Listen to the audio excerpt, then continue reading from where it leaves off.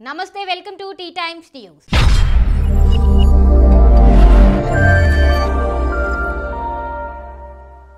మహిళల్ని తీవ్రంగా ప్రభావితం చేస్తున్న క్యాన్సర్లను ఎదుర్కొనేందుకు 5-6 నెలల్లో టీకా అందుబాటులోకి వస్తుందని కేంద్ర వైద్య ఆరోగ్య శాఖ సహాయ మంత్రి ప్రతాప్ రావు జూదవ్ వెల్లడించారు. ఈ టీకా వేసుకునేందుకు 9 నుంచి 16 ఏళ్లలోపు వయసు ఉన్న బాలికలు మాత్రమే అర్హులని స్పష్టం చేశారు.